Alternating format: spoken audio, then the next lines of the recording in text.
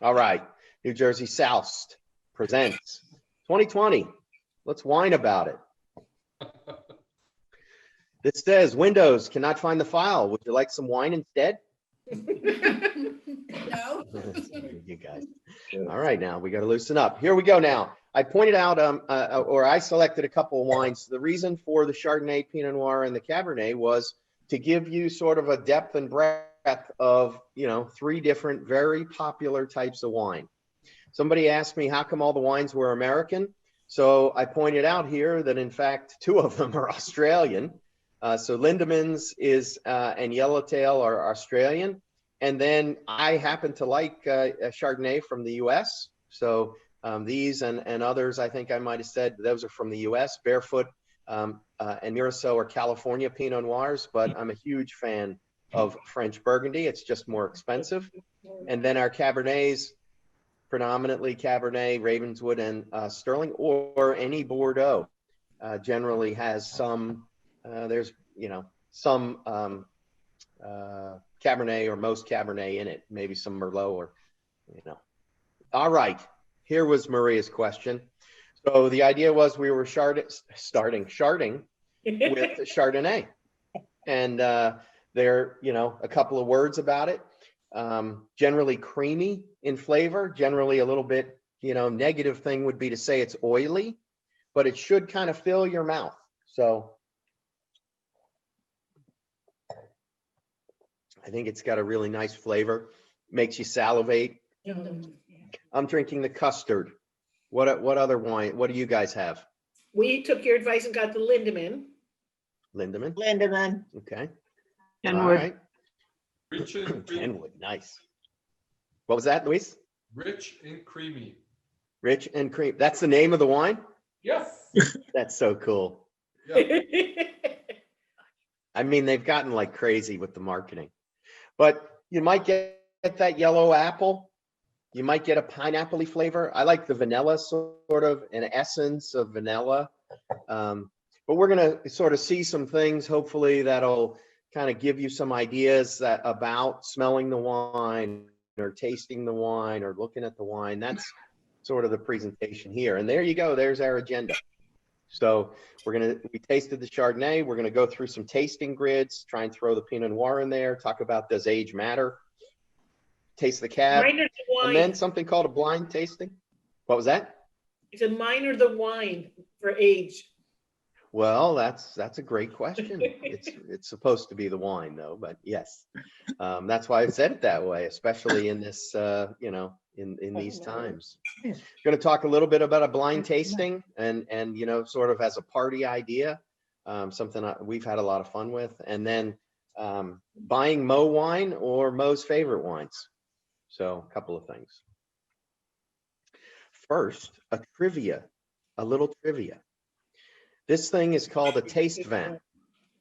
It's a little silver thing that sometimes in a fancy sort of an older style restaurant, the sommelier would wear it or with the silver necklace kind of around the neck. And they may even, pour the wine in there and taste it at your table, kind of try it. Does that seem like a good idea? How the hell they get it in there? Well, it's a little cup. It's a little cup and they pour it in. Yeah, but you're right. The point is to really smell a wine, you want it in a glass, you want to be able to swirl it, you want to be able to smell it, you want to be able to look at it. But this thing actually came about because back in the day when all there were in the wine cellars were candles, the little silver allowed them to reflect the light and see the color. Was it cloudy? Well, did it look old? That's sort of where that came from. Fascinating. Okay. The first thing we start with is looking at the wine. And this is, straight off of a grid from one of the wine sites, Wine Folly or Wine Enthusiast. But the idea is to be able to look at it and sort of judge. Is it clear? Is it bright? A way to get the color, take a white piece of paper or if you're out at a restaurant against a white tablecloth and, sort of hold it next to it and take a look through. You can really see, is it clear? Is it a strong color as some of these Chardonnays will be? Or if you had a Sauvignon Blanc, or Pinot Grigio is a very popular wine. Those are almost like a pale straw, like a very light yellow, nowhere near as golden as some of these other items. This one is, come on now. This is kind of sexy. Wine has evolved from mere fuel for working in the fields to a substance that provides an emotional experience. I can tell that Harris really liked that because he's a very emotional guy. So I think this is great, but I also think this is one of those things that makes wine sort of pretentious. People worry that, oh, I don't know anything about wine. It doesn't matter. You know enough to taste a wine. Do you like it or not? That's all you have to know. But the other pieces about it, where's it come from? Who grew it? How those things contribute to maybe how much you like it or not. You just drink it and you go, yeah, I like that wine. So some people think all wine's the same color. And hopefully we're going to see a real difference tonight between something that is, more light bodied like the Pinot Noir, as opposed to the Cabernet Sauvignon, which is a much more full bodied wine.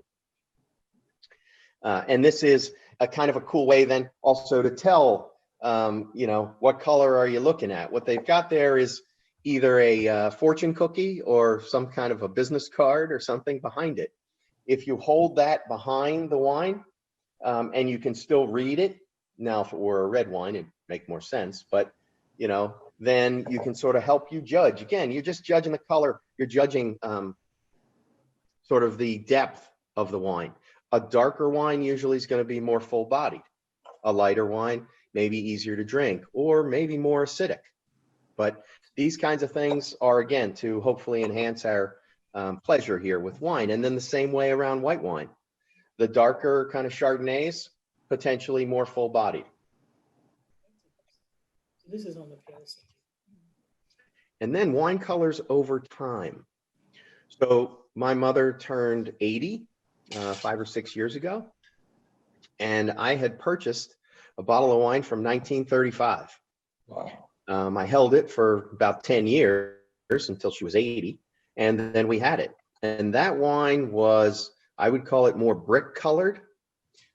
It was much more like on the wine on my right-hand side, a lot of color variation. So light on the edge and then sort of darker in the middle, but definitely a brick red as a much younger wine on the left, which is more of that ruby garnet, kind of red. That happens over time. The wine changes and the color changed. The beauty of doing something like that to me, and I've done it, with the birth years of my children, is that when you drink a wine that's as old as you, it seems really cool. Or you drink a wine for the year you graduated high school or college, or mark an event by purchasing a case of wine, and then taste it over time. You sort of get that the hands of time, like sand through the hourglass. I don't know. So the next piece, we've looked at the wine, we've thought about the wine from a color perspective. Now, one of the biggest things is, and this is, again, I'm not going to read them all to you, but I think you start to get that flavor of, where am I in the wine spectrum? Am I tasting earth? Is it strong? Is it organic? Is it, flowery or herby? Is it buttery or, does it smell funky? Does it have a wet newspaper? That's actually something going on with the corks. Sometimes people will say they get a wet newspaper or cardboard smell. That's not good. You probably in a restaurant, you kind of go, I'm sorry, sir, this wine is corked. You can send it back. Another point, you can send back a wine at any time in most restaurants. And if they're giving you a hard time, it's pretty much unacceptable. You bought the wine, you have judged that wine as not being acceptable. They should just take it back, take it off your bill and, try something else. So, some people, again, you shouldn't be intimidated by wine. You shouldn't be intimidated by that guy with the taste vin hanging on his neck. They don't know more than you, because if you know what you like, then, that's all you need to know. So the nose is something that a lot of people talk about with wine. Boy, look at that.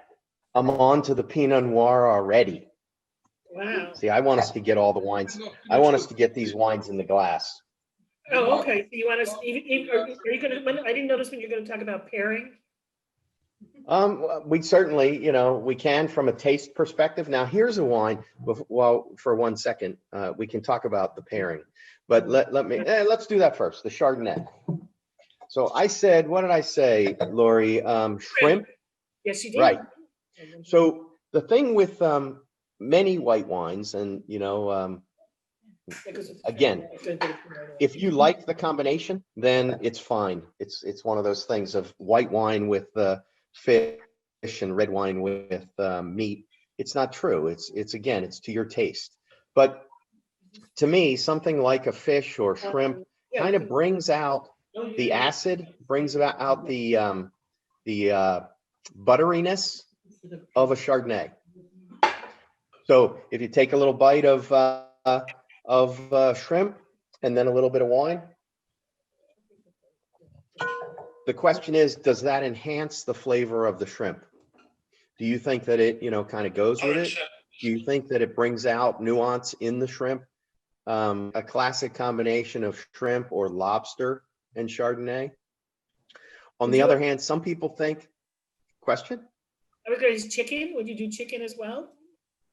Absolutely. Absolutely. White meat. I mean, that's sort of the argument. White meat with white wine and red meat with red wine. But to me, if you like the combination, that's the way to go. There are a few foods that can be pretty tough on a wine. Asparagus and artichokes are two that are tough to pair with wine. A lot of people kind of think that they don't go with almost any wine, and they will actually, if you have asparagus or artichoke, and then you take a sip of wine, you might kind of go, well, I like this wine up until I had it with the food, and then I didn't like it. But for the most part, wine enhances the flavors of the food. And in my case, I think fish or really shellfish goes well. There's another kind of class of wine, a different grape, Pinot Grigio, or what is it? The more steely, flinty, kind of a French Chablis. Those are much more kind of steely and flinty rather than buttery and oaky, like an American style. Those you might like even more with fish, or certainly with something like oysters. Cool. At the same time, having a hot dog, give it a try and see what you think. To me, that's the beauty of it. You're trying things. Is someone chatting away here? And I cannot actually, let's see, what's the chat? If you have a question, oysters, there you go, Hudson. Thank you very much.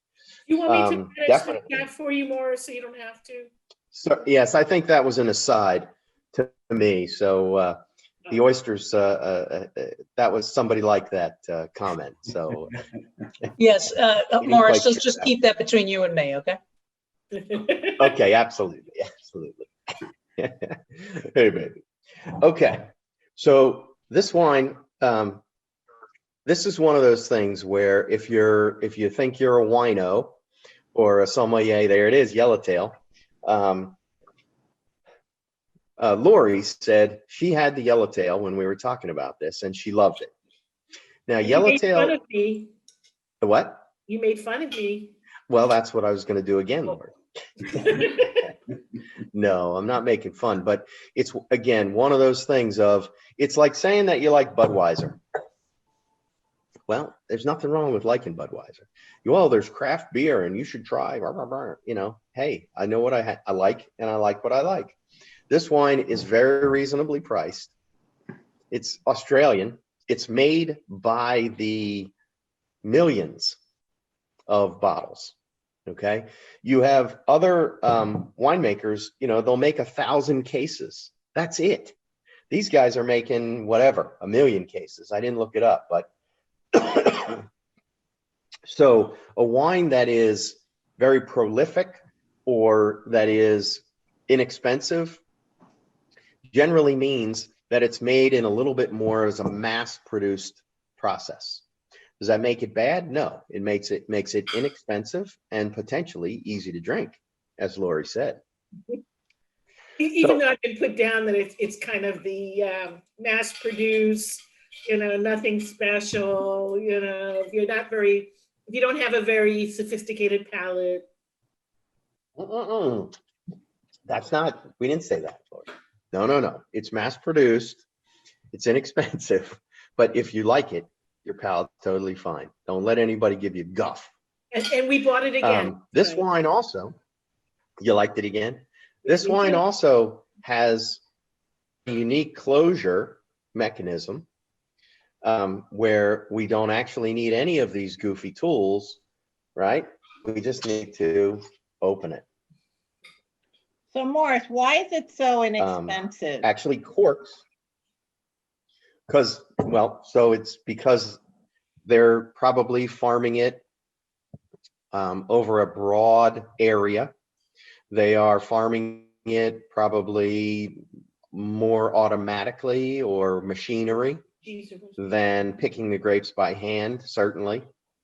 They are processing it in a very probably large winery with, thousands of gallons that they're producing. It's more of a mass production facility than an artisanal product, where you're making a couple thousand cases and you have the vineyard, on this hill and it's only in one area and you pick that area specifically because of the soil or because of the way the sun shines on it.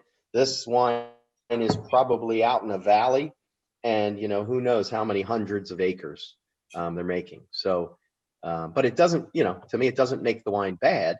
But I think it's a great comparison to other wines. So one of the other things to me is this is a Pinot Noir. That's the name of the grape, Pinot Noir. I don't know if you can see. This is a Pinot Noir, a Burgundy. So Pinot Noir is grown in California. It's grown in France, in Burgundy.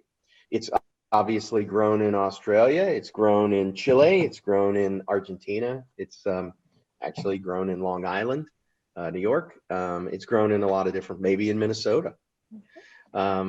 It's grown in a lot of places, but very often people talk about where the wine is grown and the nature of the soil.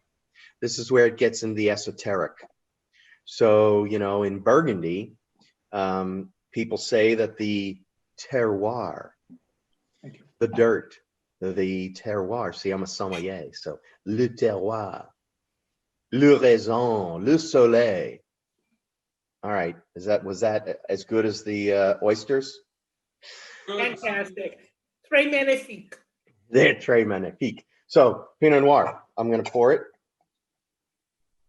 Were we supposed to wait for you? No. Who would wait for me? I am not shutting up. Before you go on, Morris, you were talking about sommeliers and that, people can choose what you like and you don't like. Does price matter? I mean, some people, like to think that if they spend a lot of money, it's better. Of course, Trader Joe's with the $2 chuck was the rage for a while. Is there any correlation between taste and quality and price? So that is something that you would need to decide. In my opinion, there are very expensive wines that are not very good, and there are cheap wines that are excellent. But that's, to me, the thing about this idea of doing a blind tasting. One of the things that when you look at and you go, oh, we're drinking Yellowtail, and I bought it for $6.99 or $7.99, how good could it be? If I didn't know that this were Yellowtail, and I poured this into the glass next to, this, which is only $15 or $14, but it's Burgundy. It's from a different place. It's from a place that has a reputation for this grape. And now I have those two glasses and they're side by side. And now I look at the color. That's the whole idea of the blind tasting. And that's why I really recommend kind of being able to compare wines. And we're going to do that with the Cabernet, but comparing wines of the same type would give you the opportunity to say, Do I like a wine more because I paid $15 or $25 or $125? Then instead of being able to pour it into your glass and say, damn, this cost me $125, it better be good. Or because it's kind of money, it is good. But For in $6, general, I can drink the I whole tend to, bottle. I'm sorry, Marcia. what was that? For $6, I can drink the whole bottle. Well, you know, you can drink the whole bottle for $125 too, you know. I don't know if you guys saw there was a story recently about a young couple that was having some anniversary or something in a restaurant, and they ordered a $30 bottle of wine, and a couple tables away were some Wall Street execs, and to show off, he had ordered a $20,000 bottle of wine, and they mistakenly switched the wines. So the young couple got the $20,000 bottle, and the Wall Street guy got the $30 bottle, and he drank half of it. He didn't know it. And it wasn't until the restaurant came up to him and informed him that he was drinking the wrong wine that he got upset. But I thought that was great because the other couple, they didn't know they were drinking a $20,000 bottle of wine, but because it was given to them, they got to finish it. That's awesome. That's a great story. Here's I love that. another funny story. My brother was working for a law firm early in his career, and their client was buying a vineyard in France. So they decided to send my brother to a wine tasting class at Sotheby's so that he would be able to talk intelligently with the client as they were walking off the vineyard in France. And they said, when you go to a fancy restaurant, you know, ask the sommelier to make a recommendation. So when he finished the class, he decided to take our sister-in-law out to dinner and impress her with what he had learned in class. He called the sommelier over, and the sommelier said, what are you having, fish? I'd go with a white. My sister-in-law never trusted him again. That's great. That's classic. That's classic. So Pinot Noir, right? It is, like the sign says here, world's most popular light-bodied red. Do you get these kinds of flavors? Do you get these kinds of smells? Certainly, I smell cherries. I smell raspberries. I don't even know what hibiscus smells like, but what else? What else do people drink there? Did everybody get the yellowtail? Anybody have a French Burgundy? We do. We have Sophie Bertin. Say it again. Sophie Bertin.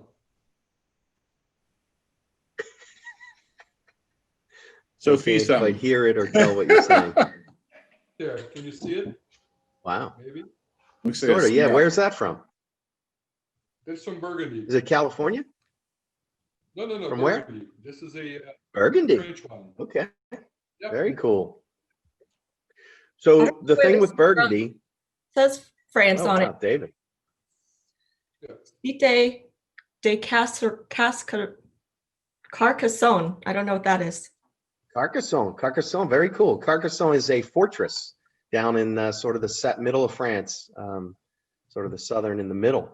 Very cool. So to me, and I didn't open the other Pinot, but to me, the French Pinots would have a little bit more of these things like a mushroom smell, maybe a little bit kind of leather. People say tar, tobacco, those kinds of smells. And that might be an area that you might notice the difference in a price of a wine. Less expensive wine, maybe I'm not going to call it more simple, but a little more maybe straightforward. It's cherry, raspberry, I don't know, roses maybe. So the cool thing with people, you're going to smell different things or you're going to taste different things. And you're not wrong. It's just, it's just what you smell. So, So would you have this with a cigar? Eat with this? Would you have this with a cigar? Well, that's Cigari? I think actually a bigger red wine would be good with a cigar. A lot of times you hear cigars in port, something that's really pretty strong, pretty kind of dark and Or Cabernet. Cabernet. Mm-hmm. Cabernet is good with cigars. Yeah. Cabernet is good. This might be overpowered Mm. by the cigar flavor. That'd be the only thing, but very good. I actually had a little piece of Gabagol, Anthony, Gabagol. Yeah. What's that? Yeah, you know, you gotta say it. Gabagool. Gabagool. Gabagool, gabagool, gabagool. Like saying matzo ball soup, Luxemkogel. We make fun of Good. the Medigons that say, I'll have the calamari, please. It's galamad. Alamad. How can we trust Or, you, Anthony, if you don't drink wine? Well, you know, I'm with you guys in spirit. There you go.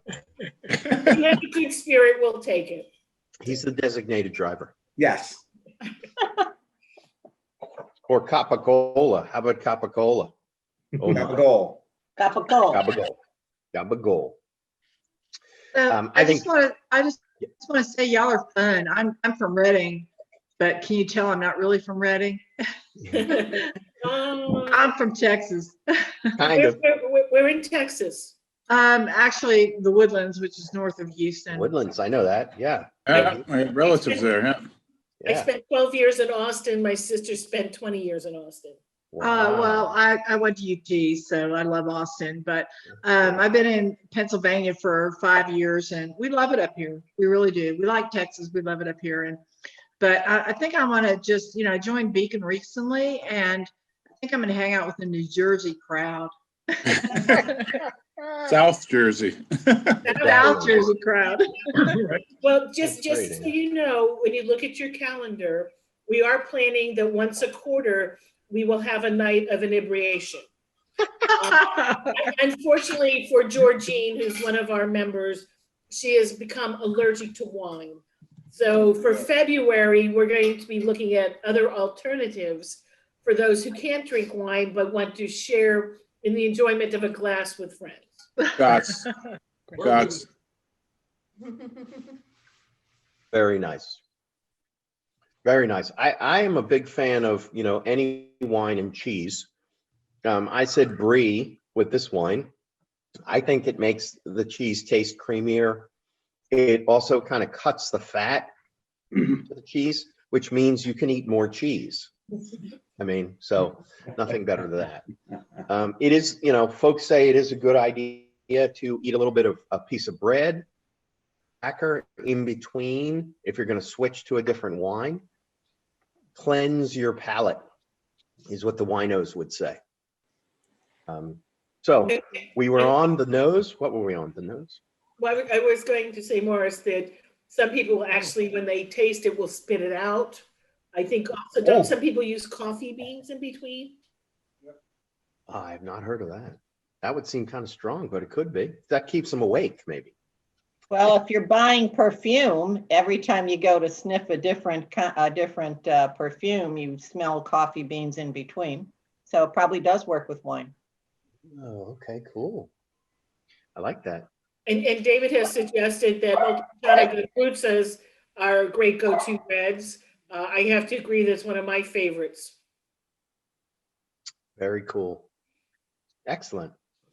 This very complex aroma wine wheel is here as an eye chart for you, but also just as a way to kind of, give you an idea of what folks are talking about when they say things like, hay and straw, that's what they're smelling, or butterscotch, or, mushroom, again, those kinds of words, tar, diesel, maybe not things, petroleum. I mean, some of these items on here are hard to say that it would be a positive. But this is a world famous and accepted thing. UC Davis, University of California, Davis location is a real famous kind of wine school for folks who want to be a vintner or winemaker. And I think it's 15 years ago, one of the professors created this. You can buy, you can just go online and print it out, or you can buy the thing, it's $10. But it's a neat kind of a way that if you sort of taste it, and you go, oh, that's kind of fruity. Well, should you, or if you want to, now, is it fruity berry or fruity citrus? And then is it lemon or grapefruit? And when you sort of think those things out, when you take it down to that level, you kind of go, I think I understand that. It makes sense. It starts to make sense. So if you smell a lemon or you smell a grapefruit, you're going to go, well, that's completely different. And that's the point where that we're trying to get to here. Something might be spicy, but is it a licorice spice or a black pepper spice? Or immediately if you go to it and you go, well, that smells horsey. I don't know what you do then. I think you're in trouble. Another Morris, why would anyone want to do anything in the chemical category? Yeah, I agree. How is that a positive? What falls in there? What falls in there? It's the wines. The things, well, they put tar in there or plastic. I've had some wines from Sonoma County in California that are huge, purple, dark, inky, fruity, strong. They dry your mouth out, so it's a tannic kind of like a tea, like you drink, dark tea without milk. Tannic dries your mouth out, but then you kind of go, I don't know, I get a sort of a tarry kind of thing. Is it bad? In that case, not necessarily. Now, they're talking about green and diesel. Those don't seem like positives. Yeah, none of those look like positive to me. Horsey. Exactly. Natural gas, and hey, ouch. Morris, I have a question. I have a question. So I've heard about legs. Mm-hmm.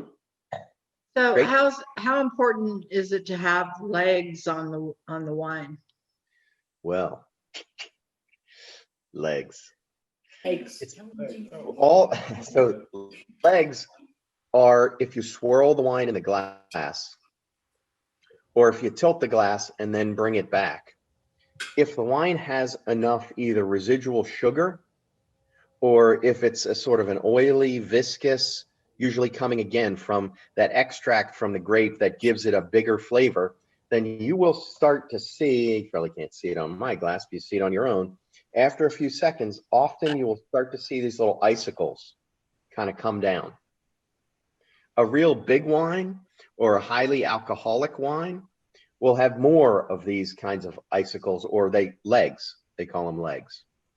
Is it better to have legs? I mean, no. It just means it's maybe a more extracted wine. It may be a fuller wine. It may be a bigger wine, or it may be a sugary wine.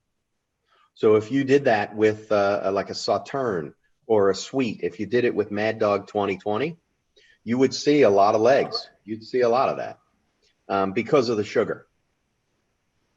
So legs, it's just another additional way to try and impress your friends when you're drinking wine. You go, oh, it has good legs. No, I actually just wanted to know what it really meant because I want to cut through the BS. Yep. No, I agree. And generally that is, David's saying he knows them as fingers. There you go. No, I've never heard of fingers. Excellent.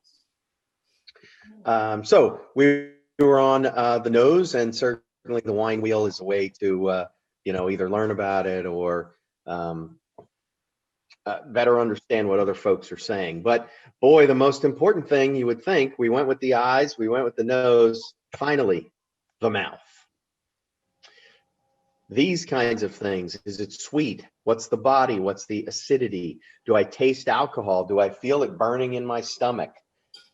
Tannin is one of those things about, like tea. Green tea is the one that I always think of. When you have a cup of green tea, a lot of times you go, it's pretty dry. I'm drying out my mouth because of the tannic nature must be, and I probably should, somebody knows. The chemical composition that is making us, do that, but it's drying you out. Instead of, drinking sometimes a wine, you'll drink it and you salivate. There's a wine that is encouraging you to salivate, and it's not because of tannic. It may be the acidity, maybe the alcohol, but sometimes you get that. On the other hand, a lot of times with a younger wine and a bigger wine, you'll get that tannic feeling, which is drying out your mouth. Complexity.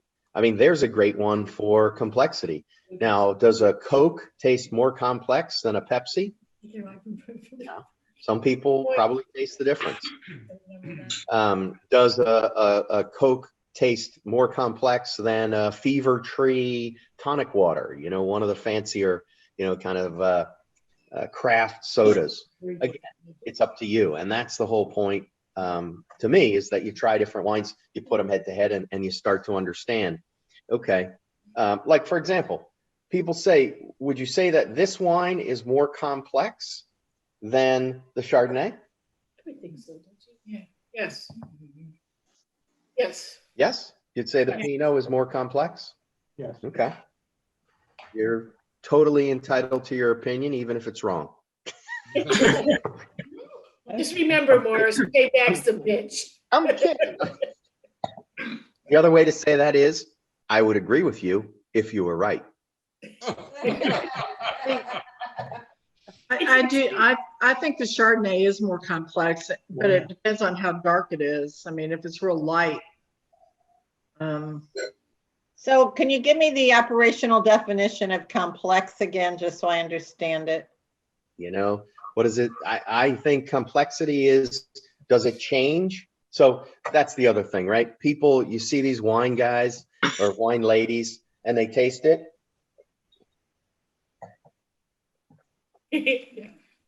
They're munching it around in their mouth.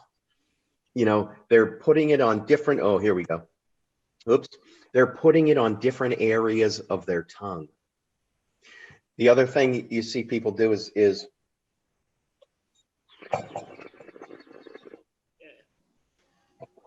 they're drawing air over the wine to expand and have it, you know, give more flavor. I think this is pretty cool and totally true.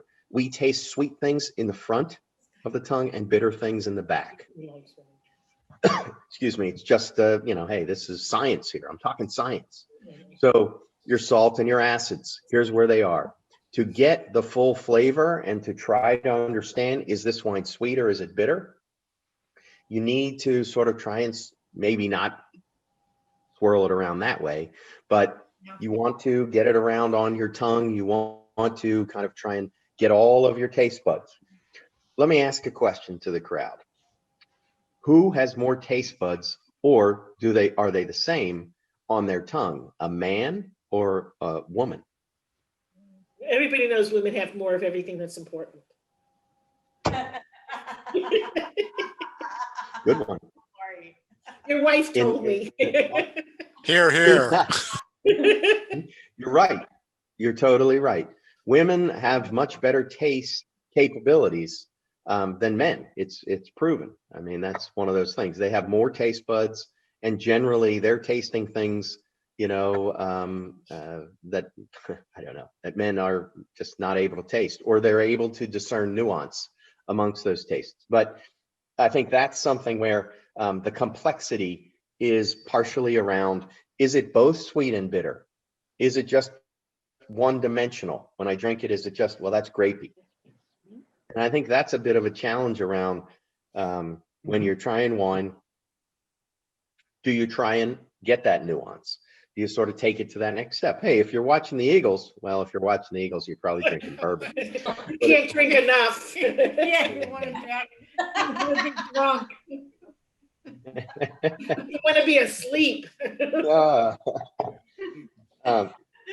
You know, if you're just out having fun, maybe you're not really tasting it. That's fine, you know, and that's one way to, you know, kind of go. But if you're trying to get the flavors of the wine and understand things, this sort of piece can give you a little bit of a hint on, you stick your tongue in the wine if you might not like it, because that's what tastes sweet, and this wine is not giving you that. Did I answer the question? It was all over the map there. All right. Yep. I could choose. Hey, I cook with wine. Sometimes I even add it to the food. Okay. Does the year the wine was made, the vintage, does it matter? People ask that a lot. And I mean, the easy answer is, you know, of course. I mean, there's different conditions in the vineyard, and sometimes you have a good harvest and sometimes you don't have a good harvest. If you get too much rain, then a lot of people say the grapes are diluted. The juice is diluted and it doesn't create that strong kind of powerful wine. But if I don't like a strong, powerful wine, then maybe I don't care. The argument would be it's creating an even weaker, or, you know, maybe not as good wine.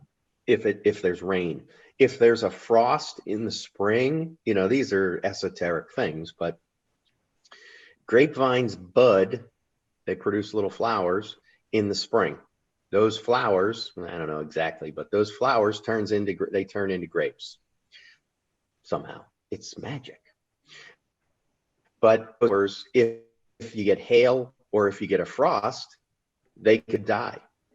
And now you're at the point where, you know, in the cycle of the circle of life. Maria, would you like to break into song? The circle of life. Okay, the circle of life, you know, we went through the budding phase and those buds got knocked off. So that's going to impact how many grapes you get. And then if you're harvesting the grapes in September, October, November, and it rains, that's going to impact the amount of water in the grape itself. And that's going to impact the kind of juice you get. Now, this is a lot of people, you know, go online. This is Wine Enthusiast, I think. And so this is us showing by country sort of the quality of that year. And if you look at this, California, pretty much, you know, the lowest score, I guess you get back to 2011, you get an 87. And 87 is a very good year.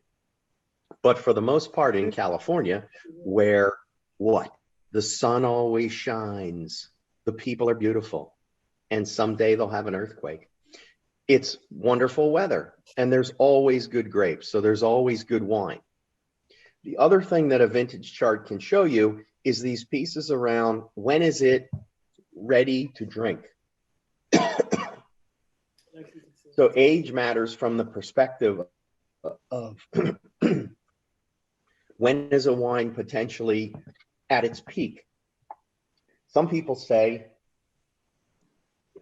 especially with a big red dark wine, any wine, that when it's first made, it's not at its peak ready to drink. So you need to, you know, age it for a little while.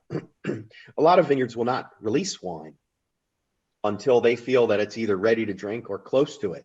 Like, for example, here, if you look 2018, when you go to the liquor store, you might not see that many 2018 California. They've made those wines, but they may not have released them. In our case, the Ravenswood that I have is a 2018.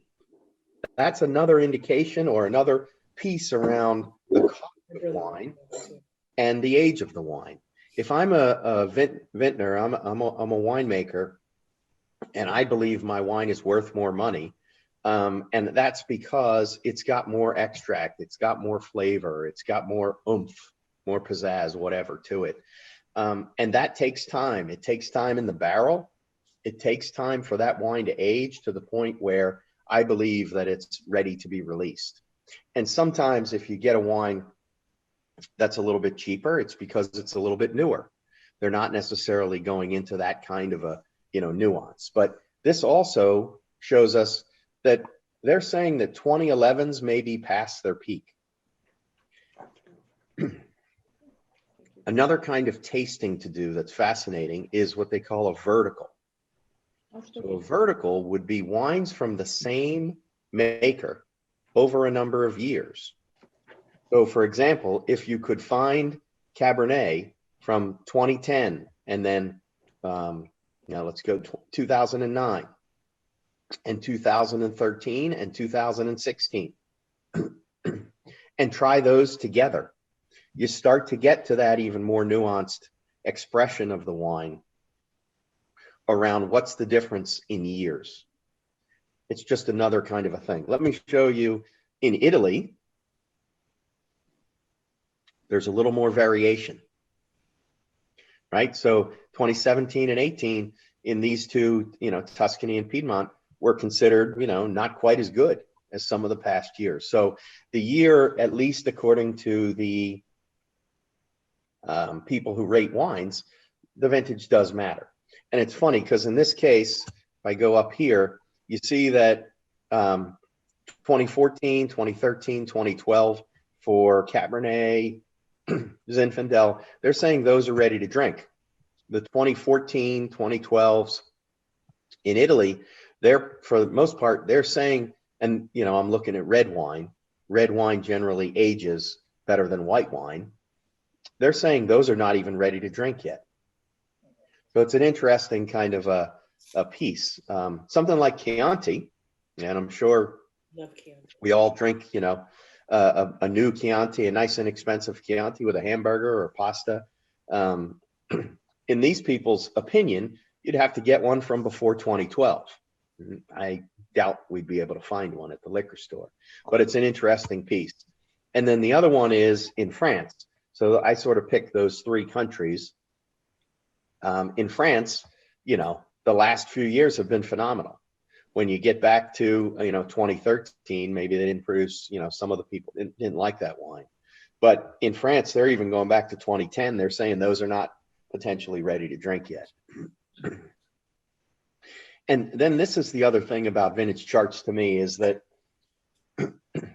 a vintage chart also shows you potentially a wine that you might be able to get that's from a great year, but inexpensive. So what I generally have been doing is here from Bordeaux, the 2014 or 2015, 2016, I mean, even 2018s, there's not a lot of them out, but they're great years. Look at these scores, 99s, 96s. Those are wines that to me are worth seeking out. If you go into a liquor store and in your head, you're going, I don't know, that guy talked about 2015, 2016 Bordeaux. I'm going to go look what they have in Bordeaux. Oh, look, $10.99, $11.99, $12.99. You don't have to spend 30, 40 bucks that a lot of Bordeaux's cost. If the year was getting a 95 or a 96, that's a wine to try. And then if that wine's any good and you like it, go back and buy a case, put it in the closet, drink a bottle once a month, drink a bottle every 6 months. That's going to give you that idea of how does wine evolve over time.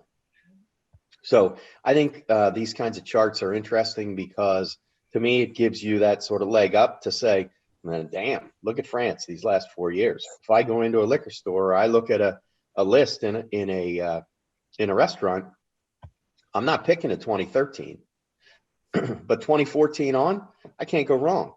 So things like that. There you go. Before you go on, I do want to share, again, from the Wente presentation yesterday, one of the things that they're experiencing right now in California are the fires. And somebody had asked them whether or not that was having an impact. They harvested and they're now in the process of making the wine. And they called it wine taint. And that they feel that right now that 10% of Wentes might have a slight flavoring of the fires. So they're keeping a very close eye on it to see what impact that will have on their total production. So, it was something that I had never heard. And they had some very sophisticated people on the phone or on the webinar yesterday. I, being very novice, was just like, wow. But that could have some impact. And they were saying that the vineyards tend to do very well, better than some of the local areas. They don't necessarily get hit as hard with the fires. I don't know if it's because of the irrigation systems they have or whatever make them stronger, but that is something that they're facing these days. No, that's interesting. And definitely, if you think about it, the fires are impacting whatever's growing because it's blotting out the sun. It's dropping ash onto the fruit, onto the vegetables. I mean, it's definitely going to impact things. It's changing the sort of microculture, microclimate of different areas. It's going to change the way the wind blows. I mean, all of that junk, the winemakers talk about the fog rolling in the morning and then burning off in the day, and the sun can't get to the grapes to help them ripen. You're definitely right. Let alone the smoke and the flavor in the grapes. Yeah. And one of the other questions that they were asked was what impact climate change was having. And so they're a 5th generation vineyard. They go back to the 1880s. And they said it was interesting to watch the traveling. They can chart every vine that has been planted. And that over the years, because of a change of a degree or two, they have watched different varietals move a mile or two to one direction, to another direction, which ones have been started or stopped. And then when they actually do the plantings, they have to look 30 to 50 years out. And it's a very long-term view. And that surprisingly, people think that there's lots of competition between the wineries. And there is for shelf space in liquor stores or shops that carry wine.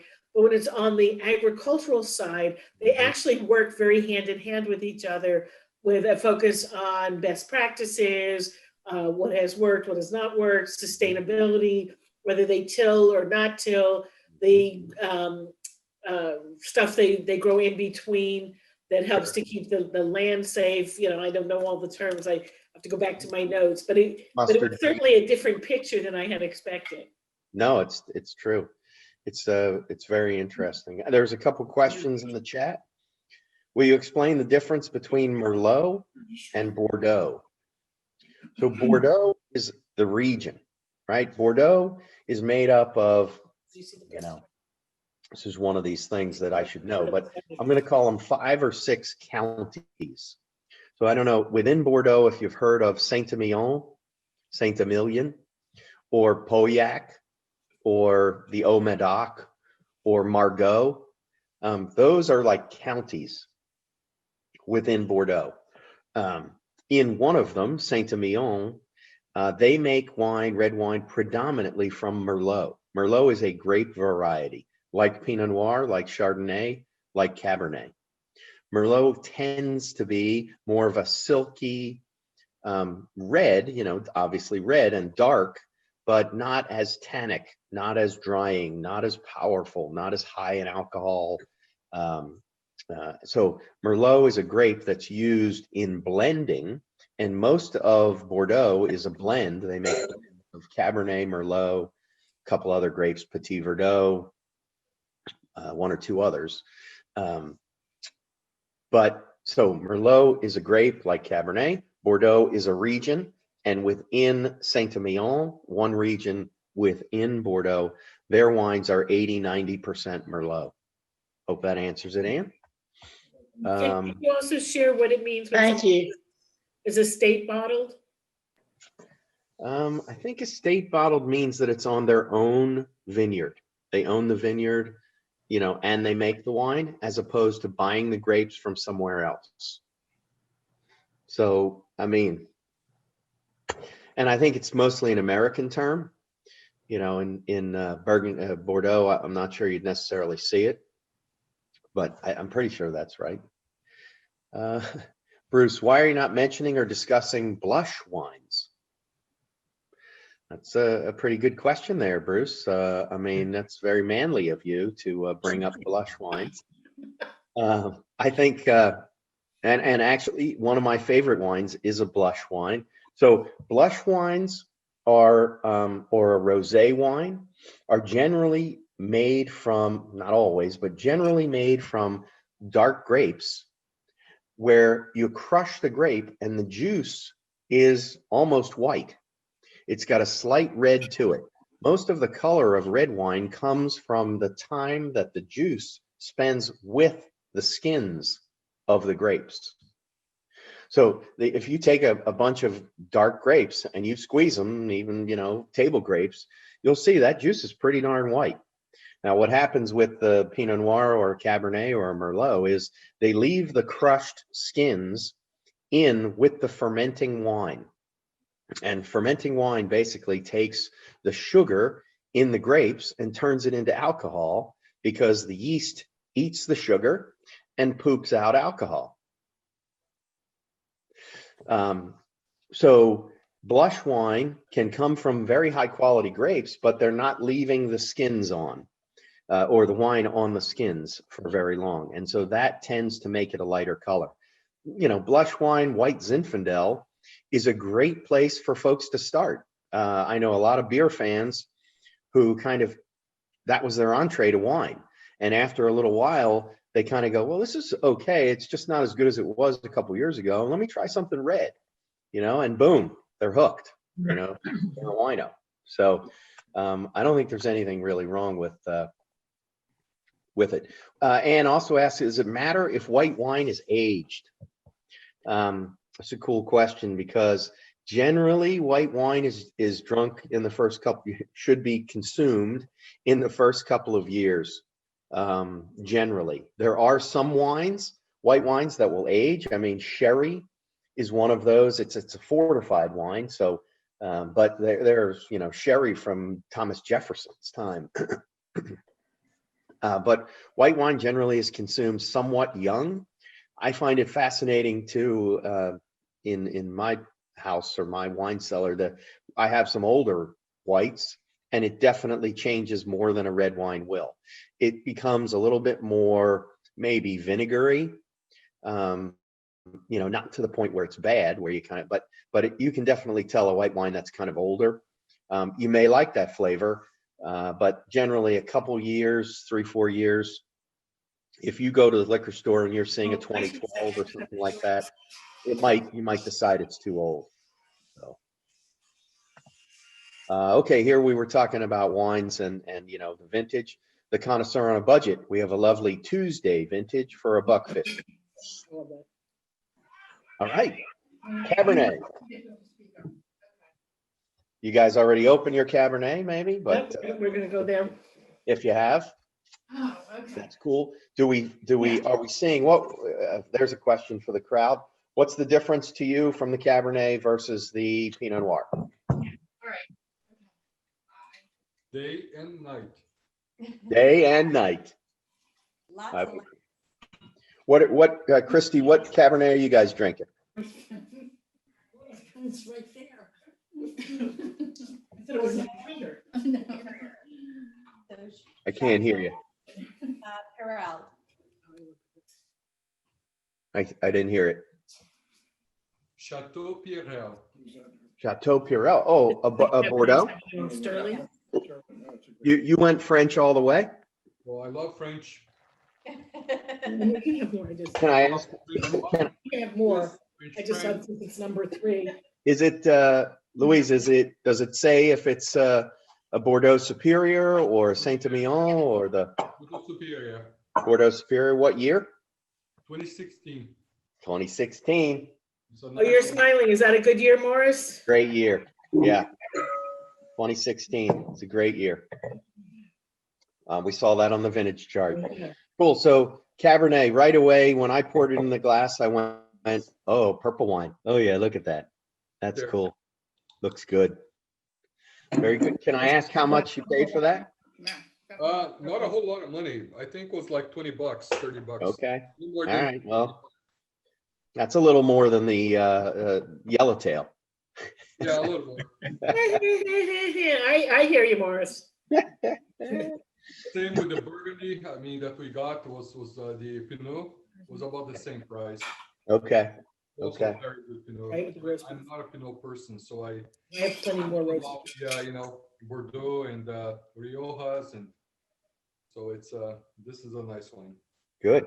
Good. No, I always think that Bordeaux is a neat entry into like blends, Yeah. because in California, generally, if the name of the grape is on the label, I forget if it's 90 to 95% Yeah. of the juice in there has to come from that grape.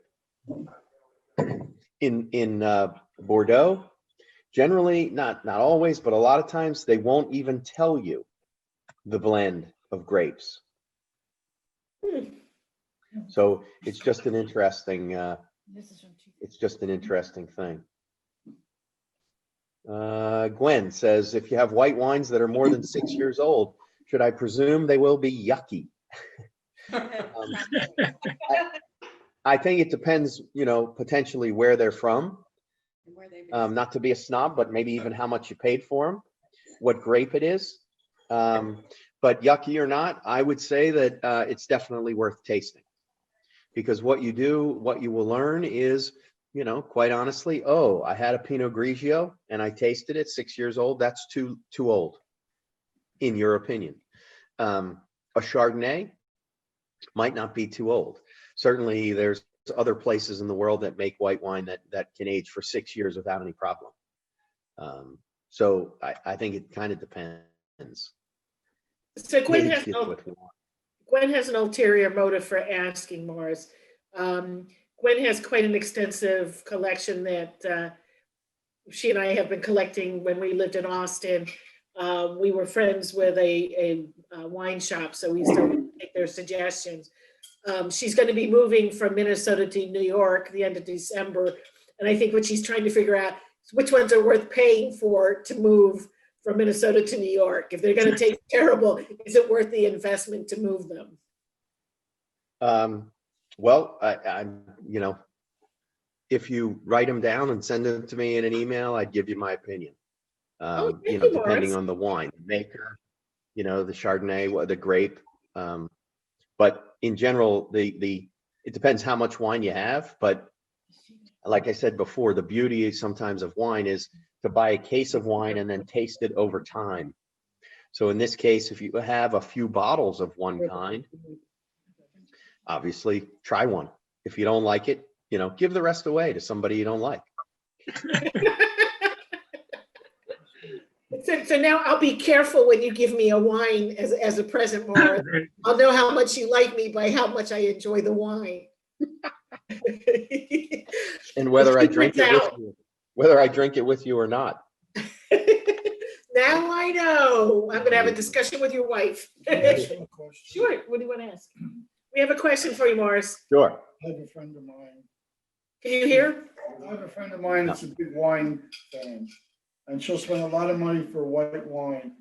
All I drink is red. I cannot, and I've had bottles of wine, $200 that are white. For some reason, it just doesn't taste to me. And yet I like champagne. Is it only the bubbling in it that's doing it, or are you a snob and you just like champagne? I mean, I really can't get in. And she's a speech therapist that I work with at the clinic. And I just can't get into white wine. And I've tried, and she said great bottles of a lot of money. They have to spend. You don't have to spend a lot of money to get a good bottle, but I just can't get a taste of white wine. I don't know what it is. Right. Well, it's just like liking, maybe there's people who don't like pork. Talking to the teacher. Sorry? Oh, I was just gonna say, there's people who like pork, or they, might like fish or whatever, but I think, there's nothing wrong with that. Champagne is like a whole nother animal. Okay, so you take a white wine, a still wine. When they make champagne, there's a couple different ways they make champagne, but basically they take a still wine and then they ferment it, right? So you get a 12, 13% still white wine, usually white or maybe pink. And then they add a little more sugar to it at that point, and they cap it up, or they put it in a big stainless steel vat, but they add a little more sugar and it starts to ferment again. But because it's in a closed environment, normally wine, when it's fermenting, they let the air out. It's not air, it's carbon dioxide, maybe, I forget, but they're letting that air out so that the bubbles don't form. In this case with champagne, they take a white wine, they add a little more sugar to it. Instead of it getting necessarily higher alcohol, it gets that bubble. The bubbles stay in it. It's kind of fascinating. Then there's all stuff about how do they get that yeast? Because, the wine ferments and the sugar drops to the bottom. They actually spin the bottles and tilt the bottles, and the yeast comes down to the end of the bottle. It's got the cork on it. They immerse that into a freezing cold liquid, and it freezes the neck of the bottle. They take the top off, and the gas forces that little plug in essence, dead yeast and, excuse me, some wine out. And it, you know, in the old days, it shoots across the cellar, and then they recork it.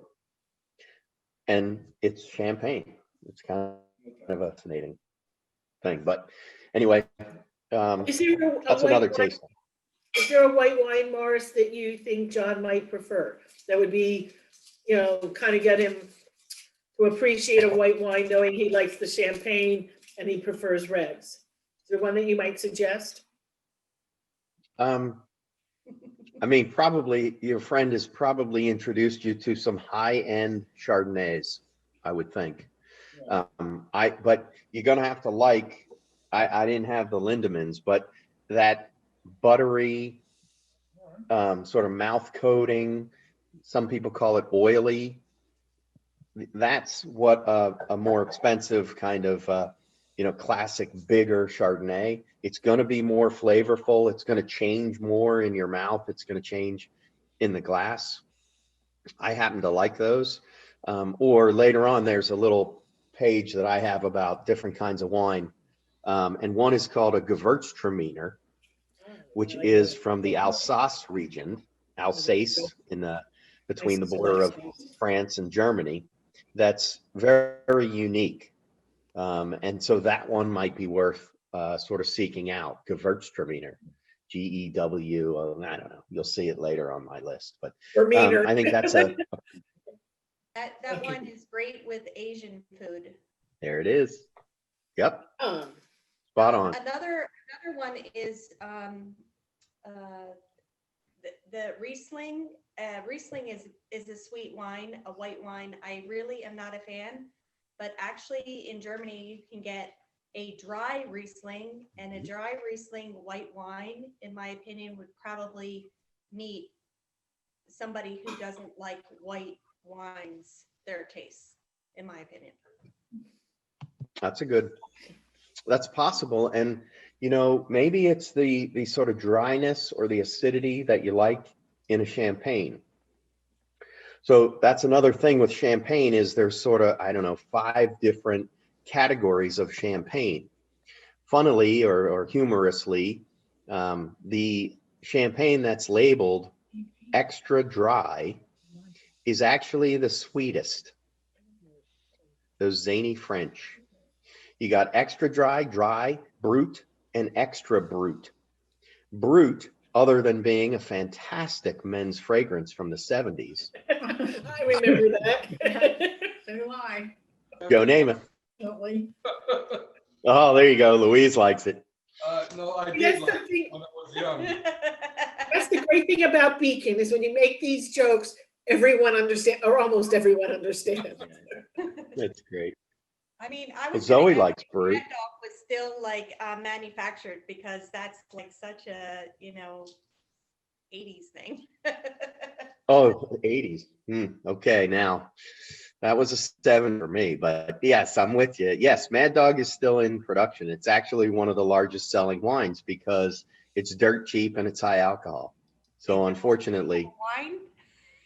sorry, what was that? Wine? Well, I think there's grapes in it at some point, but yeah. Yeah. Okay, Cabernet. Can you just touch one last thing, the difference between being aged in stainless steel versus wood or oak? Does it make a difference, or is it? I think it makes a difference. I mean, but I tend to like that oaky flavor. That's also another thing that price is definitely, you know, a constraint. If you're producing an inexpensive wine, you're not buying barrels. Barrels are, you know, $300 a piece, something like that, maybe more. And, you know, you're not spending that kind of money if you're producing an inexpensive wine. So it's going to be stainless steel. On the other hand, you know, stainless or concrete. On the other hand, if you like a fruity character, fruit driven, you know, kind of character, then you may not like oak driven wine. They tend to be the more expensive wines. And it's interesting with Chardonnay. So that's one where a lot of times you can, not a lot of research, but you can definitely find wines that are unoaked. Some of them even say on the label, it is unoaked. And compare that to a wine that, they say it's been in barrel. Now, the funny thing is that in California, a lot of times, there are places that don't use barrels, but they put oak chips in the stainless steel vat. Again, to impart some of those flavors or that nose, the smell of, the oak, without the expense of buying barrels. They'll chop up old barrels and they'll throw them in with the wine while it's fermenting or after it's fermented. Yeah. Cool. Okay, Cabernet. Where am I? Oh, there you go. Simple rule of thumb. If it tries to eat us, serve it with red. If it runs away from us, serve it with white. That's a cute slide. I love that. There it is. Yep. So then overall, we've kind of talked about this, but things that you're thinking about at the end when you're sort of sitting there. And to me, I'm going to keep going because to me, here you go. This is the best quote to me. Anyone who tries to make you believe that he knows all about wines is obviously a fake. That's by somebody who wrote a book about wine. But even the biggest wino, like that story before about the $20,000 bottle, they don't know all about wine. So this is a quick, I'll be quick. Couple minutes here on the blind tasting. And actually, Lori, I can shut up at any point. There's probably 2 slides I want to show towards the end, but if people would rather break into smaller groups and actually do more classic beacon networking, that's fine with me too. I think that we're fine as a whole group. If people want to share before, we'll leave a couple minutes for you at the end, Morris, to have your closing if you would like. So I guess, how do people feel about the experience? I know I've learned a lot already, and I'm glad that I have the opportunity to have your presentation to refer back to. Because one thing, normally I'm a compulsive note taker, but I wanted to hear, I wanted to be able to sense and to feel. And I was concerned that if I spent all the time writing things down, I would miss what you were saying. So I thank you for that. I would love to hear what people think of the wine choices. And, while we're together, Georgine has agreed to take the lead for our February event. So if you want to take this opportunity to get in your favorites, if you want, do you want to do beer? Do you want to do vodkas? Do you want to do scotch? Living in the Philadelphia area, there's certainly a ton of microbreweries and specialty spirits that are taking on. One of the things that we want to do is probably we'll pick some of the New Jersey wineries, because we are the South New Jersey group, to give them an opportunity, in these difficult times to push local vendors, local folks, because, we know that COVID has been a terrible time for everybody.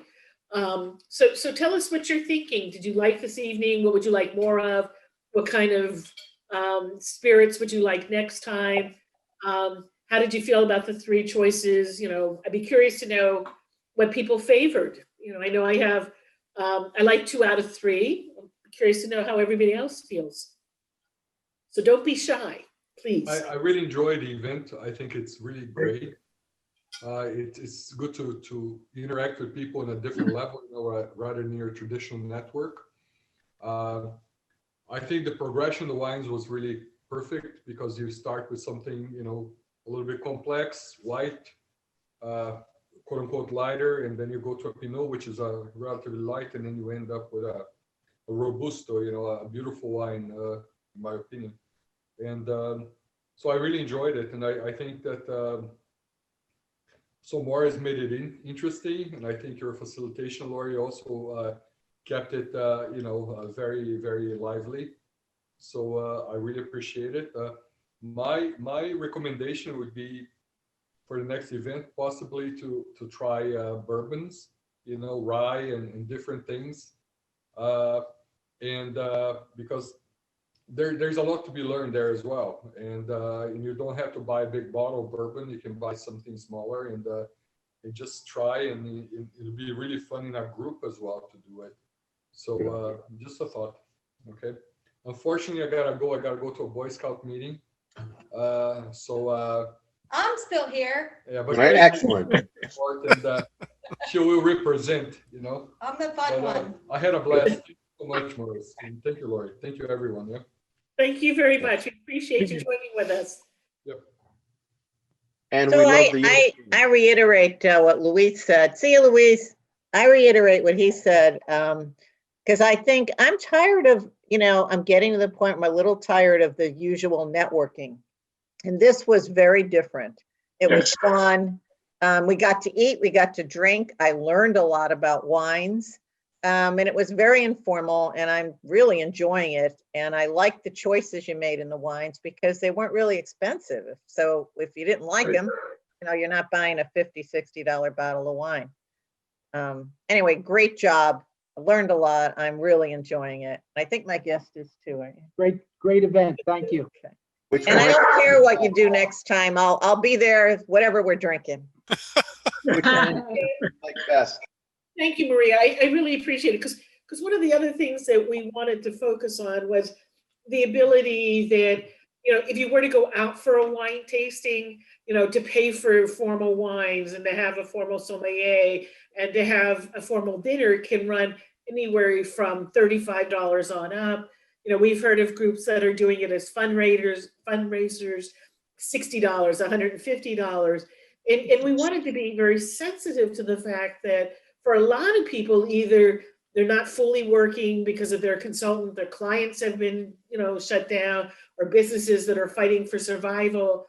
So we wanted to have a way of offering something that was economical as well as fun, and to encourage as many people as possible. If you're buying a bottle, share it, it's okay. And so really make it a chance to also invite non-Beacon members in as well. Of course, they're always welcome to join Beacon. We would never turn members away. Right. We believe in the organization, and that's why we're all members. But an opportunity to just share the wealth. I totally enjoyed it, and I like the idea of having it, even though it's at home, because I don't have to drive. Right. That's another great point. Thank you, Carol. Mark. So one of the things that I learned is that, or I know that, is that, you don't have to spend a lot of money to find a wine that you like. And actually the trick is, it's easy to, spend $100 on a bottle of wine and, it's going to be good.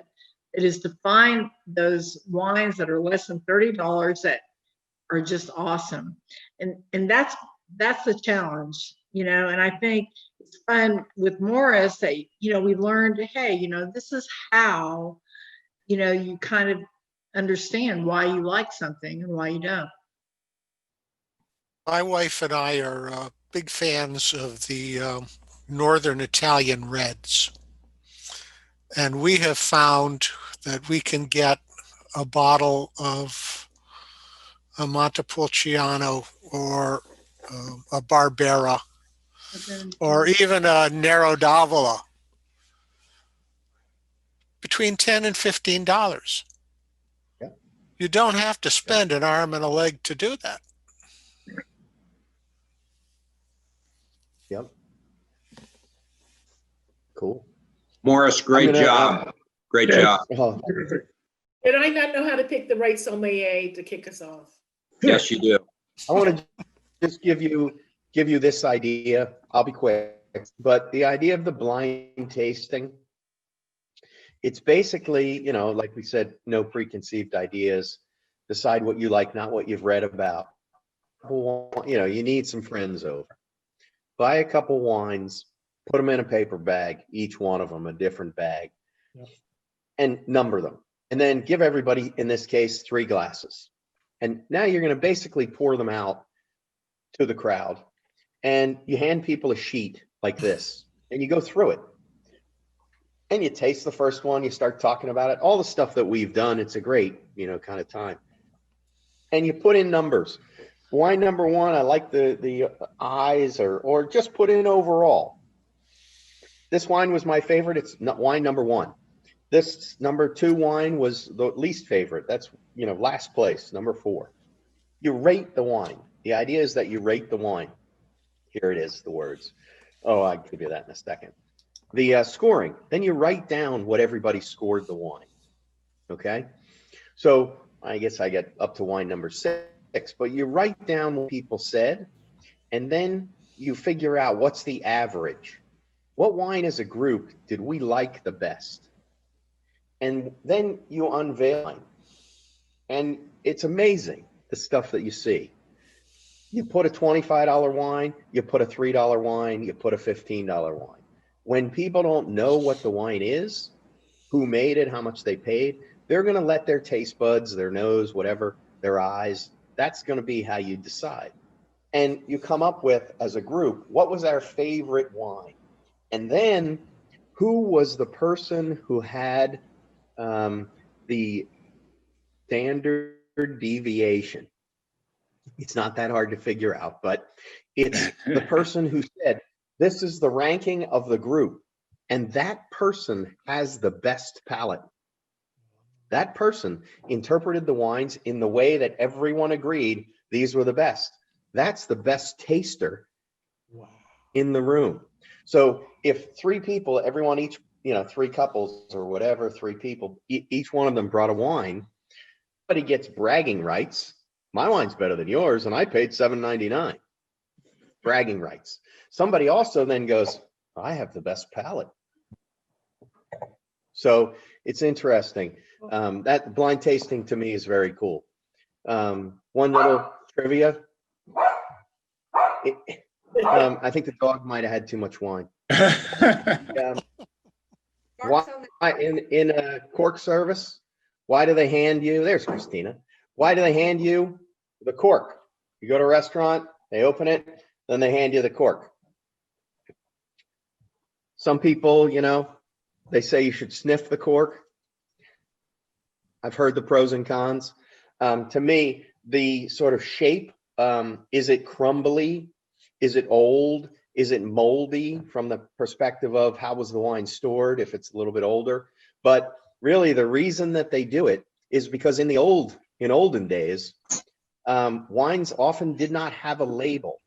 So you would order a wine, and then in order to know that you got the wine that you asked for, it would have the name of the winery printed on the cork. It was the only way to know.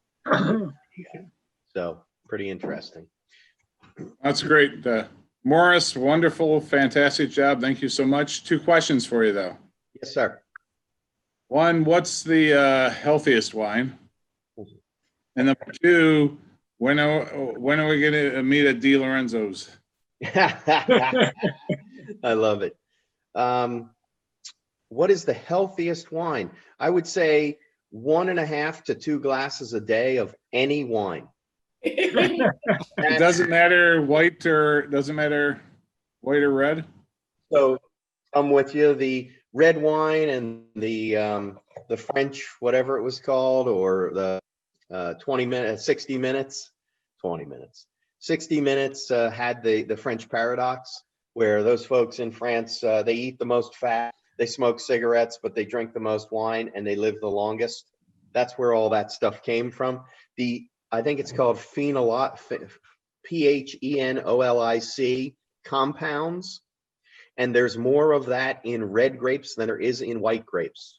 On the other hand, I've also read where just a certain amount of alcohol, so, people who drink too much, they're not all that healthy. And people who drink nothing at all, they don't necessarily live that long. It's those people in the middle, drink a glass or 2 a day. They are generally lower cholesterol and, healthier than on either side of the spectrum. So I think it's probably moderation, but then again, I'm against moderation. Those who don't drink anything at all are unhappy during their lives anyway, so Good. it doesn't really matter. I think for a while they were saying that Pinot Noirs were one of the best. I don't know if it's true or not. Probably, and Yellowtail. I think Yellowtail Pinot Noir was probably the best. That's the healthiest wine, Lori. You're absolutely right. Here we go. Oh, there you go. Happier Christina's with- here. She's Hey, having a little wine. Christina. Thank you. Sure, we have another question here. Excellent. I bought a bottle of a California vineyard Cabernet, and it was a great bottle. And it said it's fermented in bourbon barrels. There you go. Have you heard of that? Very cool. Yes, absolutely. So I would say that's a little bit of hype. If you liked it, it tends to impart. So a barrel, a lot of times the barrel, it depends, where did they get the oak? Where were the trees from? Right? I mean, it's crazy. But trees from America have more resin and more oaky flavor. We'll take it over Trees there. from classic Limousin and, French vineyards tend to have more quality or, a lighter kind of, but finer, impart flavors to it. So what they did was they took bourbon barrels, which are generally heavily charred. So that's the other piece, not just where the barrel is from, but how is the barrel made? And then they char the inside of the barrel. They do a light, no toast, a light toast, medium toast, or a heavy toast. And that is truly, they take the top off the barrel, and who knows, a flamethrower, or what do they use, a candle, who knows? But they toast the barrel. And then that different level of toast imparts a different flavor to the wine. Some brilliant person said they're doing that already with bourbon. They're toasting those barrels, and then they're aging the wine in an oak barrel, the bourbon in an oak barrel. And that imparts all the flavors that we love, et cetera, to bourbon. But they said, you know what? I don't have to buy new barrels. They're whatever, $500 a barrel. I'm going to call up Jack Daniels. I don't know even if Jack Daniels sits it in a barrel, but I'm going to call Jack Daniels and I'm going to buy their old barrels for $50 a barrel. And I'm going to throw some dark red wine, big wine in that barrel and see what happens. Sure enough, people liked it. It imparts that flavor. Again, it's not necessarily an oaky flavor, but it's a flavor that people enjoy. And I'm with you. It's definitely a big, high grape, strong kind of wine. And I think it's really good. There have been some barrel bourbon red wines that are definitely good. And a lot of them are not that expensive, again, because they're buying the used barrels for a reasonable price. Thank you.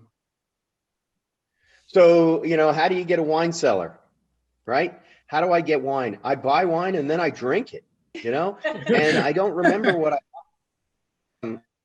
to me, the thing to do now, this is, as Christina said, Marsh, you can't say those kinds of things, but go buy a case of wine on a Friday night. Open 6 of them. Taste them. Say, whoa, these 6 wines. And I like wines 2, 3, and 4, but the other wines I don't like. Throw them away. Don't save them. Don't drink them all. You can drink them all, you get drunk, but 2, 3, and 4 were my favorites. Okay, now you like 2, 3, and 4. Leave them till the next day and try them the next day again a little bit and see, do I still like it? Did it change overnight? Put the cork in, but did it change overnight? And if you like it, if you decide 3 and 4 were really good, go to the store the next day and buy a case. Now you're buying to the extent where you might not be able to drink it all, and you start to create a cellar. But you also start to create something where you've got enough so that you can drink it over time. And that's a great kind of feeling. Generally, if you buy a wine that's a little bit older from the liquor store, first, if you can find it, and then second, it's going to be more expensive. So just there you go. And then the fave wines, and then I'll be quiet, although there were a few questions I lost, or comments. Maybe people are sick of it and they're leaving. Stay very nice tomorrow. Morris. Save them for cooking, people are said, or give them to your mother-in-law. I like it. Wow, this is really cool. Oh, there it is, Restorol. Maybe that was the Corvin, one glass at a time. That's a thing that you can do. Pumps nitrogen, I think, into the wine and basically gets rid of the oxygen so that the wine, you can save it for a couple of days. Gotta go. I'm starving. And drinks only blush. Cool. Here. So couple of favorites, not that expensive. Most Edna Valley Chardonnay from California. It's again in a little bit more of that oaky style, but it's a reasonably pricely good to me Chardonnay. The rosés David was talking about, Tavel rosé, probably already know this, but Tavel is an area in France where they make just a rosé that is, you know, got a full flavor to it. It's got structure to it. It's well worth kind of seeking out. That's not the name of the vineyard. That's the name of the area, the region. So Tavel. Columbia Crest is Washington. That's a great one, yeah. You know, really reasonably priced, but gets great reviews. Yes, you're getting the slides if you'd like them. I will get them out to everybody. Leroy, okay, or La Roi. La Roi, Leroy. It's not Leroy, but to me, that's Leroy. Leroy Burgundy. It's a famous a woman winemaker. I'm not surprised because they have such a great palate. What's her name? Bizet-Leroy. I forget her first name, but her last name, Bizet-Leroy. Famous, world famous. She farms a different way, biodynamic. That's a whole nother topic, but it's Burgundy that is, you know, the world over. People say it's the best Pinot Noir. It's amazing Pinot Noir. You can find that sometimes. They're Bourgogne. It's not vineyard designated. It's just a general from Burgundy Pinot Noir.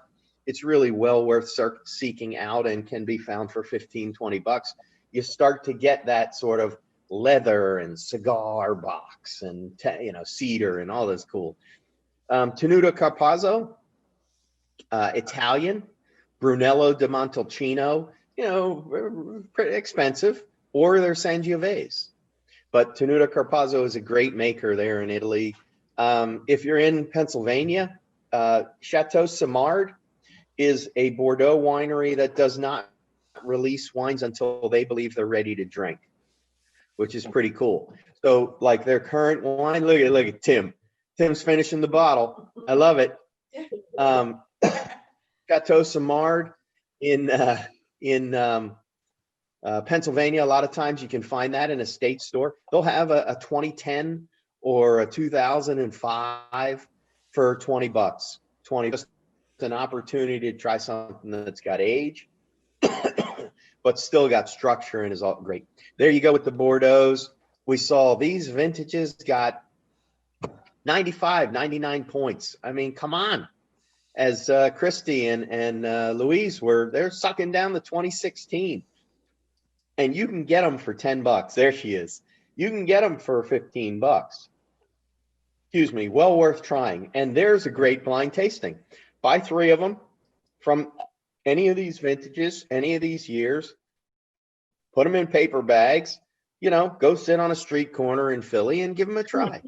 Petit Syrah versus Shiraz. You stay with me here, Lori. Exactly. Petit Syrah versus Shiraz. This is a cool one. In California, quite often they call the grape Petit Syrah. In Australia, it's Shiraz. Maybe there's a little bit of difference. Listen, I'm not what was the guy with the peas, Petor, whatever. You know, I'm not a botanist, but generally they're close. They're close. Their great grandparents might have been slightly different, but these are Petit Syrah. Their great grandparents would have been the same. Petit Syrah and Shiraz, really a great B wine. Shiraz from Australia is one that is a really good introduction for people who are, you know, maybe they're blush drinkers and they want to try a red wine. It's full, it's grapey, like the Yellowtail. It has fruit forward characteristics and real good flavor. But to compare those two is pretty neat because now you're going, all right, it's the same grape. These people are giving it a different name in 2 different countries. Let's give it a shot and compare. Really cool. And then there's the Gewürztraminer. I wonder if I missed an R. URTZ. Anyway, Gewürztraminer. That's a really cool clove. Lychee is a flavor that people attribute to that. But it's a white wine with real character and, you know, very much worth trying. And my last slide is, of course, a day without sunshine is, you know, night. Thank you. Well, terrific job, Morris. Thank you. Excellent.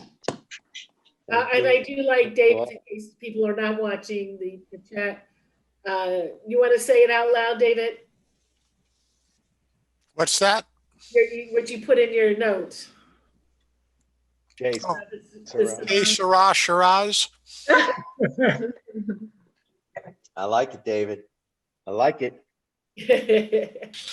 Frankly, I don't like Shiraz. You can see why we're a fun committee. Right. I mean, it's not for everybody. So, can I jump in here for a moment, Morris? When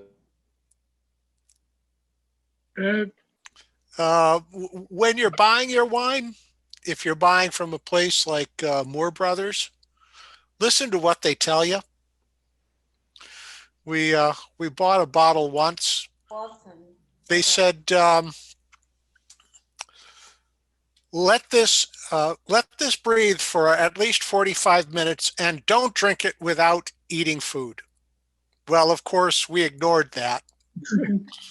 And as I was grilling, my wife handed me a glass of wine while she prepared the vegetables. And we met halfway, and I looked at her and I said, "How much did you pay for this wine?" Well, we sat down. The wine had had enough time to breathe, and we had it with the meat, and it was an entirely different experience. So listen to what those people tell you, because they do know what they're talking about. You know, that's so I think that's, go ahead, Morris. it can be good advice. Go ahead, Lori. I was just going to say, I always thought that when people said about pairing, they were just showing off. And when I used to live in Central Jersey, there was a local restaurant. They used to do a wine tasting every other month on a Monday night because it was their dead night. And they had one time a Montepulciano d'Abruzza, and we all flipped for it. I was like, oh my God, whatever they paired it with, you know, we all went out and bought a case of it because it was really dirt cheap. I think it came to like $3.50 a bottle, and it had a cork. It was Italian, so you could take it to somebody's house and pretend like you really knew what you were talking about, and you knew you would enjoy drinking it. Well, about 3 months later, they served it again with different food. And we all sat there and said, oh my God, this stuff is terrible. What is it? And we're like, oh no, I have a case of it at home. So it really does matter. It's not just for show. It does alter the taste. And so I now stopped making fun of people who were trying to impress me. I actually became impressed. I do think, so people a lot of times ask, you know, do you read a lot of wine magazines? And, you know, you go to liquor store and there's a little placard that says this is 90 points or something like that. And definitely a way, or you talk to the person, the wine buyer. Listen, there's 2 schools of thought, right? The wine buyer is there to sell you something that is making that company money. That's one way to look at it. On the other hand, that wine buyer is probably somebody who likes wine and they're turned on by it and they want to sell you something. They want you to come back again and again. So I think it's a combination of both. I do sometimes buy based on price and rating.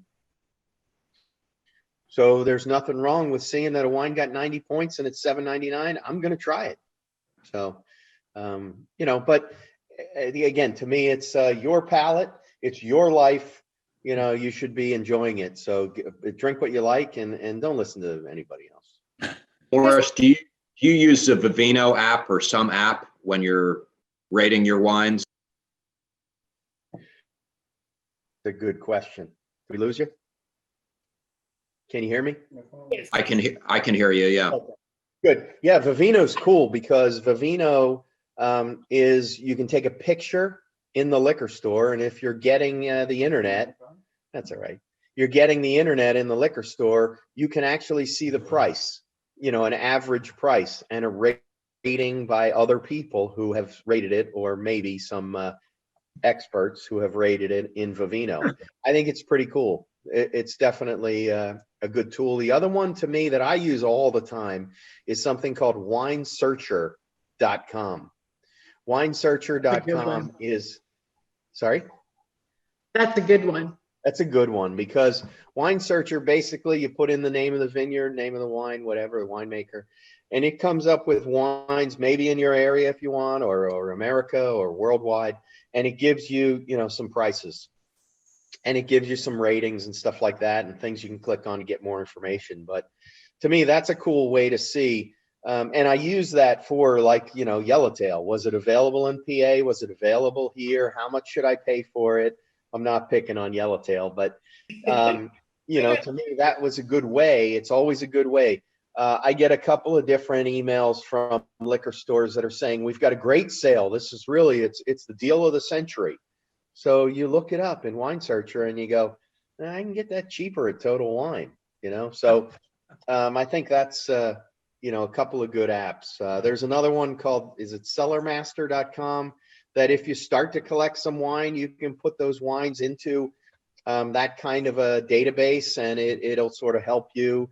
They give recommendations for how long to keep the wine or when you should drink. And, it's, wine geeky, but you can kind of show people what's in your cellar and, goofy stuff like that. So, but yeah, online. Wine Folly is another one. Great information. A lot of my slides. Wine Enthusiast. I think that was where we got the charts.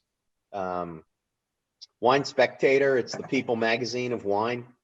It's not bad. Wine Advocate is certainly sort of even more wine geeky and kind of expensive.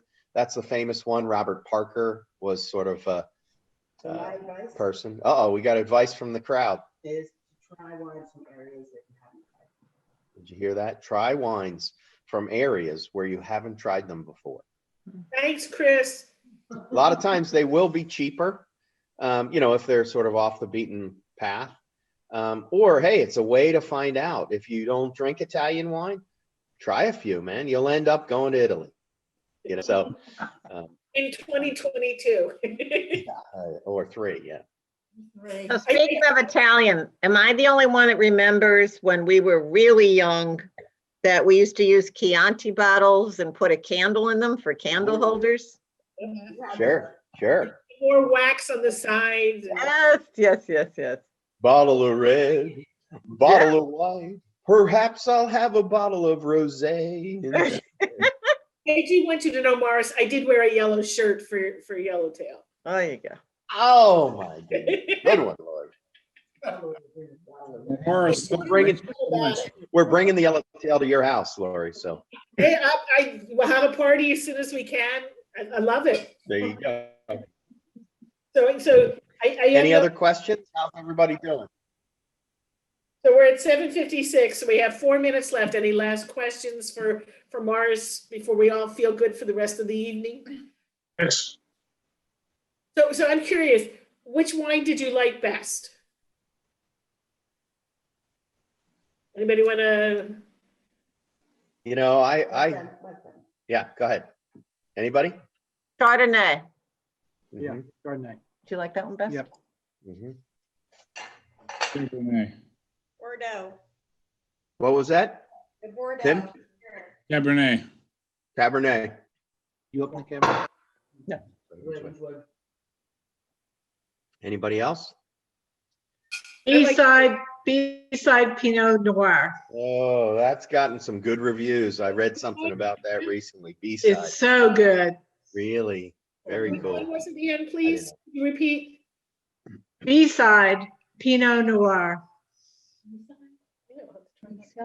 The letter B, side. Thank you. Yeah, really good. It's very cherry and a little bit of peppery. It's very good. And did you pair it with the food as you were going through this evening? I actually had it with some brie, but it was good. Excellent. My suggestion, I think, brie with the Pinot. Yeah. Yes, and cheddar. So we Definitely did both. the dark chocolate with the Bordeaux. Excellent. That's so cool. That's a neat dark chocolate with wine is really interesting. I like that. I think it's really cool. There's a lot of people say chocolate and port, or there's actually a wine called Maury, Maury, out of France. It's a fortified red that, the experts say is just a great combination with dark chocolate. And Banyuls, Banyuls, is another sort of port-like. But I think you're right. Cabernet and dark chocolate, other than bourbon, it could be the perfect end to a meal. There's a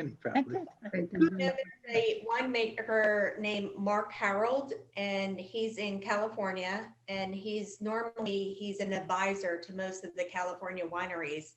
He puts everything in a cement vat, and that's how he makes his wine. So a lot of them have sediment in them, and they have a whole chocolate wine pairing, and you can buy the chocolates with the wines and do a wine tasting with them. It's beautiful. That's great. That's great. And he's making money not only on the wine, but on the chocolate. I mean, how cool is that? And they have a very eclectic place. When Luis and I walked in, we didn't really fit in, but we felt right at home with them, and their wines were absolutely delicious. Oh, excellent. Thank you. That's great. Very cool. Excellent. Morris, thank you so much. Beacon is the premier executive networking organization serving the Mid-Atlantic region. To learn more, go to beaconforlife.org.